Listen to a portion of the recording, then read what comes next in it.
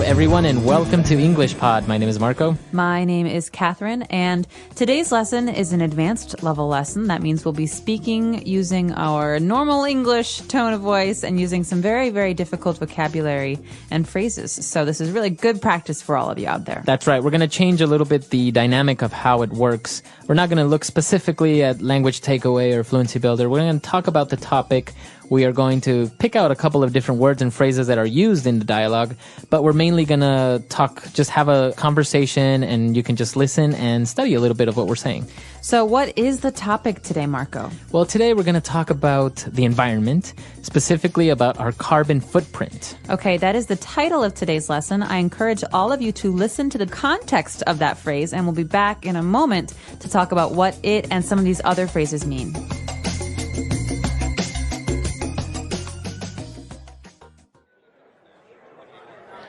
So what's your guys' take on all this global warming hysteria in the media?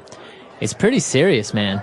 There have been tons of scientific studies, and the scientific community says that the Earth is heating up. We need to make some drastic changes to our lifestyle if we want to preserve our planet. I don't know. It sounds like a bunch of mumbo-jumbo if you ask me. The Earth will save itself. It survived worse disasters in the past. I mean, honestly, we live in the boonies. There's no way anyone here is ever going to walk or bike to work, especially in the winter. And we have no bus system.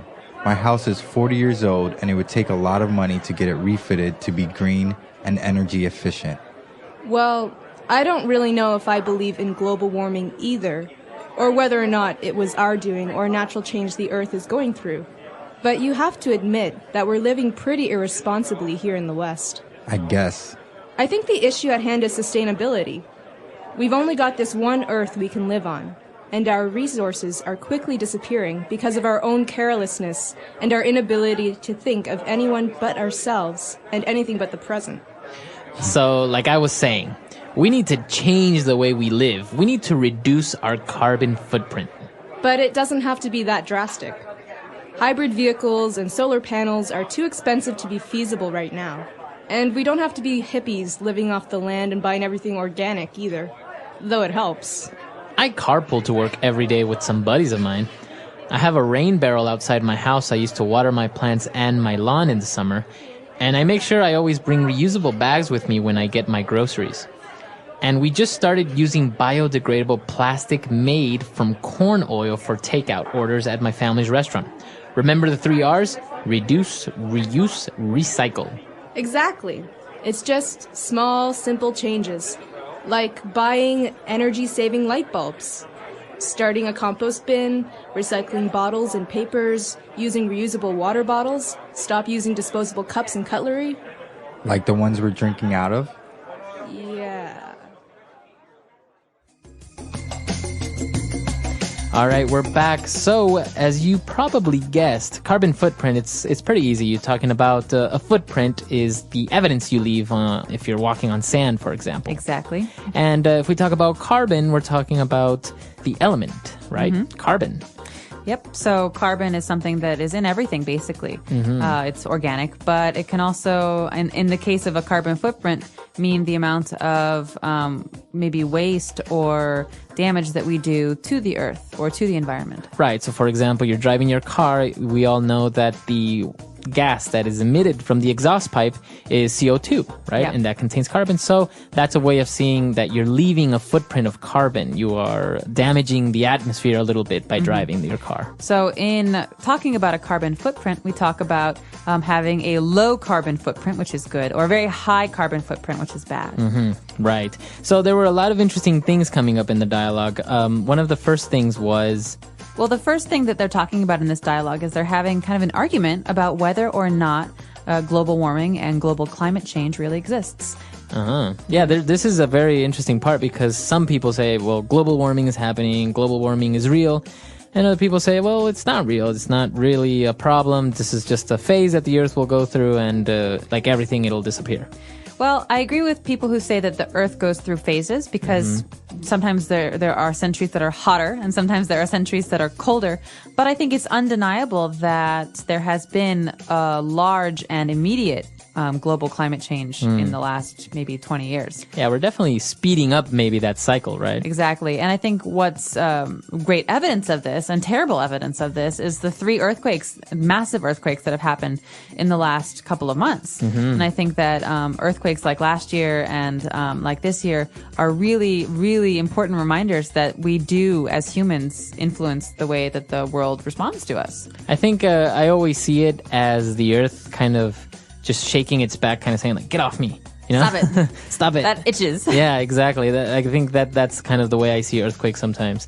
But when they were talking about, well, is it real? Is it not? They use a really interesting phrase when it says, it sounds like a bunch of mumbo jumbo. Mumbo jumbo. Yeah. So this is a way to say that it sounds like a bunch of garbage, or it sounds like a bunch of gibberish. It sounds like a bunch of people are talking about something that doesn't really exist.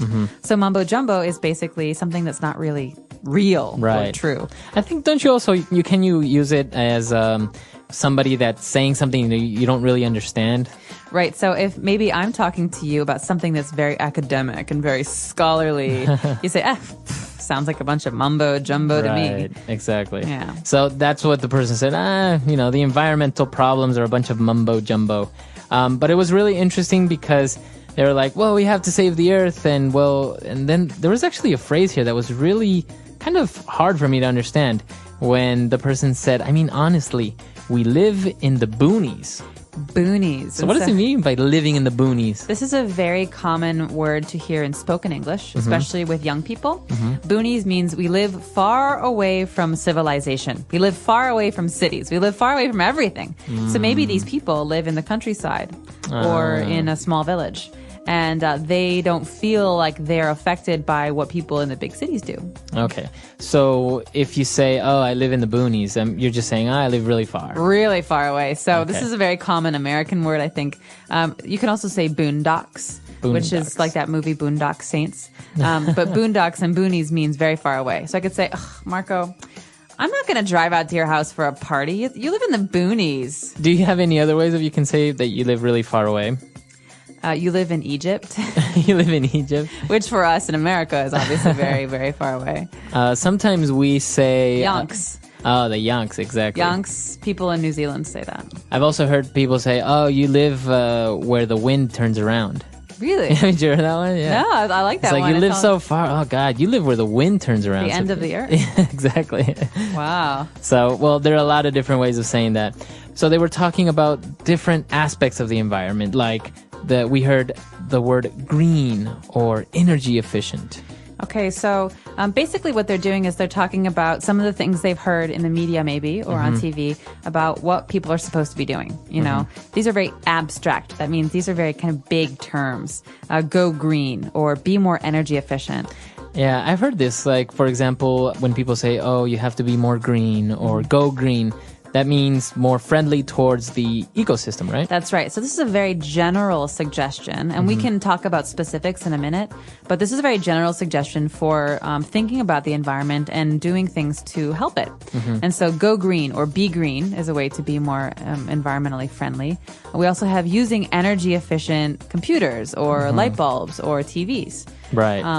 And the third thing that they talk about, and this is something that comes up a lot, is sustainability. Okay. Yeah, that's a big word that a lot of people like to use. It is. In this type of topic, sustainability. Right, so sustainability comes from the word to sustain. That means to hold out over time or to continue. So you think about something. Maybe sustainability is, I think, in many cases about doing or having habits, doing things that you can continue to do for a long time. For example, driving a big SUV to work every day is not keeping in mind sustainability because one day there will be no oil. So then what do we do? Right. So that's not a sustainable action.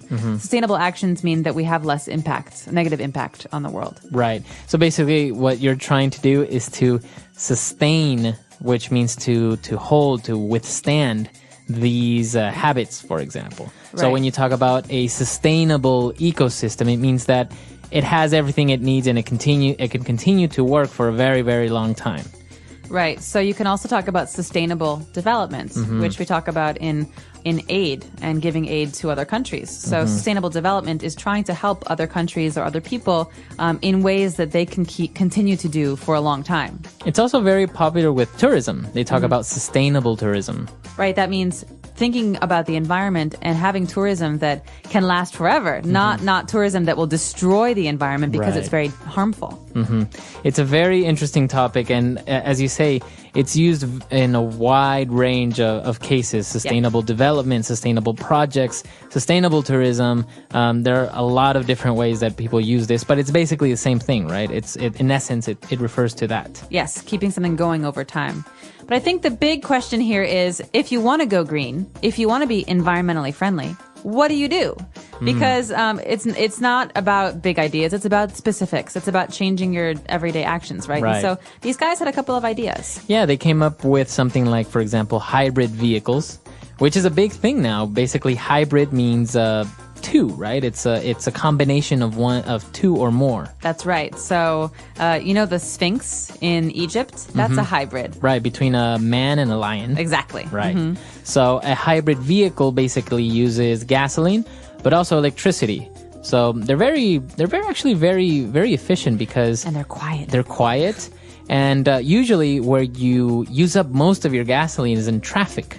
Because your car is on, you're accelerating, you're braking, you're accelerating, you're braking. So in this case, I think hybrid vehicles run on the electric engine until they hit, I think it's 30 miles per hour, yeah. And once you surpass that, then it switches to the gas engine, which obviously if you have a constant high speed, it's more efficient, the combustion of the gasoline. Exactly. So a good example of a hybrid vehicle is the Toyota Prius. Right. I think it was like the first one commercially available. But now they have all kinds, and they're actually trying to make entirely electric cars. So lots of things to watch out for there. But they also talked about something for the house, right? So if you want to not just have a nice car that is environmentally friendly, but also to do things with your house, what can you put on your roof? I think we've seen a lot of these. These are called solar panels. Okay, solar has to do with the sun. So solar power, solar panel, that means energy that comes from the sun. So the sun. And a panel is like a pad or like a some kind of device that can take the energy from the sun. Yeah, it's really, really good. Basically, in some places you have anywhere between 8 to 12 hours of sunlight. So the whole day, these panels are absorbing energy. You can store them maybe in batteries and then just use them later. So basically, you don't really need to use electricity that comes from coal or from nuclear power plants because, you want to turn on a light. It doesn't really use up a lot of electricity. And there's no waste. It's all clean. So my question for you, does Ecuador have a lot of solar panels everywhere? Because you guys have so much sunlight down there. We don't really have a lot of them. It's not a big commercial thing yet, but there are a lot of projects going around to help implement these things a lot better. For example, taking these technologies to the countryside where people don't have access to electricity by means of cables, right? So they're implementing that there, getting them to use it, but it's still expensive. That's the problem with solar panels is that, of course, it's an energy efficient way of going. It'll save you money in the long run, but up front you got to spend a lot of money. Well, and here's a good way to use sustaining. If someone in the countryside has solar panels in their house, it's a self-sustaining way to produce energy. Exactly. You don't have to depend on another place or a person. Yeah, actually, this is a very popular thing in many developed countries. I remember when I was living in Chile, big buildings were being marketed as energy efficient and green by showing that they can be self-sustaining. So basically, they would have solar panels on the roof. They would collect sunlight all day, and then they had big batteries that would store this energy, and then you can use it. They were more efficient into keeping heat or keeping the cold. And also what we saw in the vocab that they also had was rain barrels. So basically collecting water from the rain. And then they can use this water, obviously, through a filtering system in order to be able to drink it or to wash your clothes and stuff. But basically, they would say that it could reduce your carbon footprint by more than 50%. And also the amount of money you would spend, because you wouldn't spend so much money on water, you wouldn't spend so much money on electricity or gas and things like this. That's awesome. Well, one of the biggest concerns as far as environmentalism is water. Where water will come from in 50 years. Yeah. Because there is a limited amount of fresh water in the world. Yes. And if we can reuse rainwater and collect it, I think it's brilliant. So a barrel basically is like a big container. It's circular. It's like a circle, and it stands up on the ground or on a roof. And it's brilliant because if you have a rain barrel that collects all this rain and you have solar panels, basically you don't need gas or electricity to take a warm shower. You just have the solar panels that can heat up the rain barrel water, and there you have a warm water. You have a warm sounds so shower. nice. You have sun-kissed warmth, and you have like fresh rainwater. And Yeah. But the whole water issue is a very popular topic. I recommend that any of our listeners read. There's a very interesting article that talks about, don't worry about petroleum running out in 50 years. We're probably going to run out of our water before that. Yeah. And they project droughts and huge famine in places like India, like in the Middle East, even in places of China. Really? Yeah. Well, not to scare anyone, but But yeah, it's No, interesting reading though. Yeah, it's really good. very serious stuff. Well, the last thing that I think we should talk about before we listen to today's audio file again is the compost bin. Now, this is maybe something that's hard to understand for someone who's never seen one before. Yeah. But basically, compost is... well, the verb is to compost, but it's also a noun. But a lot of people, they don't want to throw away their food and their, organic material, things like flowers and food and biodegradable things. They actually reuse them. So basically, they have a space in the backyard of the house where they throw away all the old food. Yeah. Nothing plastic, nothing non-biodegradable. And that over time turns into fertilizer or mulch for their gardens. Yeah. So basically you're putting it back into the earth. Yeah. No, this is a very good option. And I remember seeing that even in Brazil, they have huge compost bins or compost places that they fill up with this garbage, and obviously things that decompose start to emit methane gas. Yeah. So they've found a way to harness this gas, transport it through tubes, and start using it. So actually having gas stoves with this wow. methane gas. That's brilliant. So you can get two uses, Right. fertilizer and methane gas. Yeah, Very so smart. there are a lot of options there to go green, to do your part to help the earth. Wow. So let's listen again to the dialogue that we had today. Hopefully we've cleared up some of the things that were confusing for you, and we'll be back in just a moment.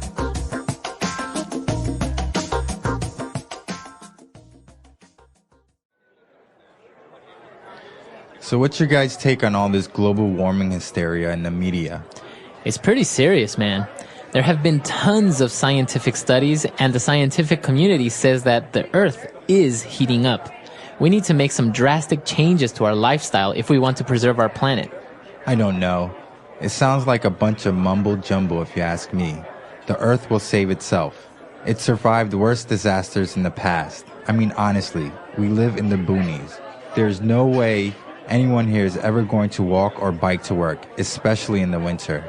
And we have no bus system. My house is 40 years old, and it would take a lot of money to get it refitted to be green and energy efficient.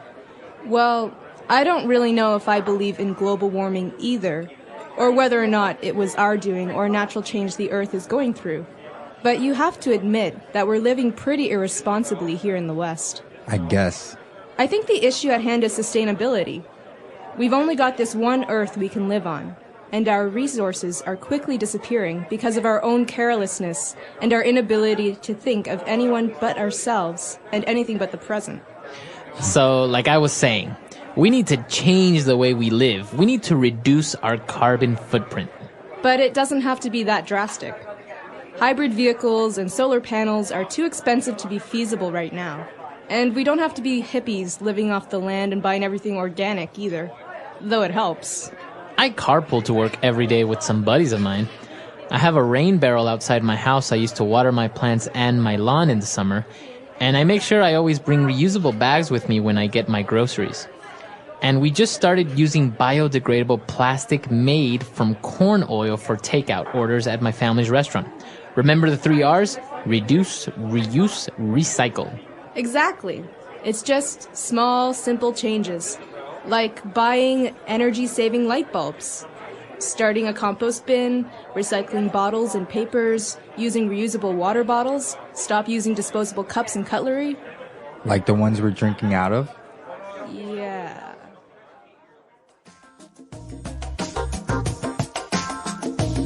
All right, we're back. So it's a very interesting topic, very debatable. We have Earth Day coming up, I think. You have to turn off your lights for an hour. That's right. Earth Hour, Earth Day. So remember, reduce, reuse, recycle, the 3 R's. Yeah. Think about the way that you use things and, try and reuse them if you can. Yeah, it's a very good topic. We want to know what you think about it. And also, if you have any suggestions or any comments about future advanced lessons, why don't you tell us? Come to EnglishPod.com and we'll see everyone there. Bye. Bye.